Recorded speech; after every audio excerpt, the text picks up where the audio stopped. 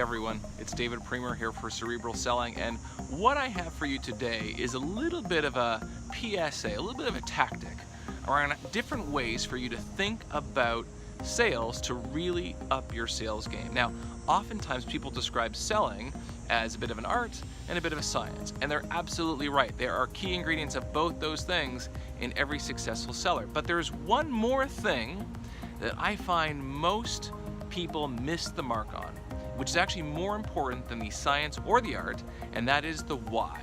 And I'll give you an example.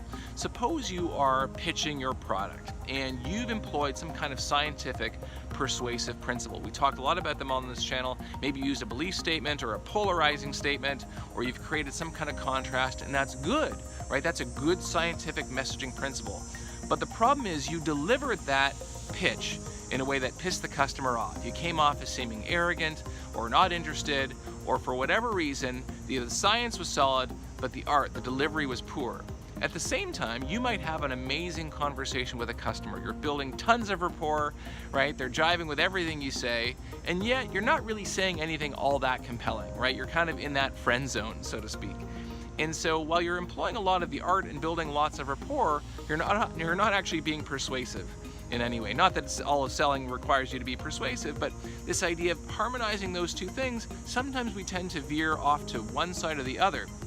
If you want to be a really amazing and high impact modern seller, the key is harmonizing both the art and the science, but really understanding the why. Right? And this is my mission with the whole idea of cerebral selling, is to really help sellers understand the why of what they're doing. So for example, if you employed a really killer scientific tactic and that tactic, for whatever reason, didn't land, you need to ask yourself, okay, well, why didn't it land? Was it my approach? Was it my tone? Did I not build enough rapport? At the same time, if you have an amazing rapport with a customer and you delivered your message and you had this really great interaction from an artful perspective, and yet they still didn't end up doing anything in the end, well, what was the problem? Was my science off, right?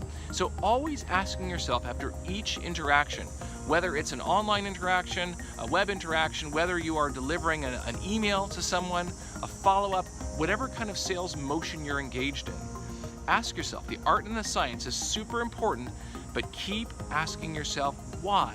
Why did my tactic work? Why did it not work?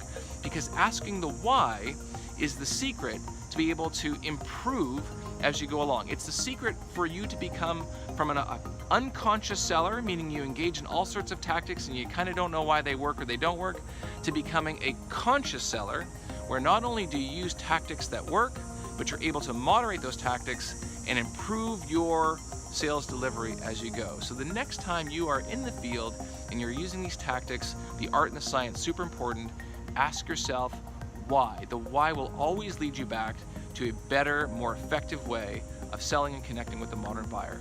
That's my tip for today. See you next time.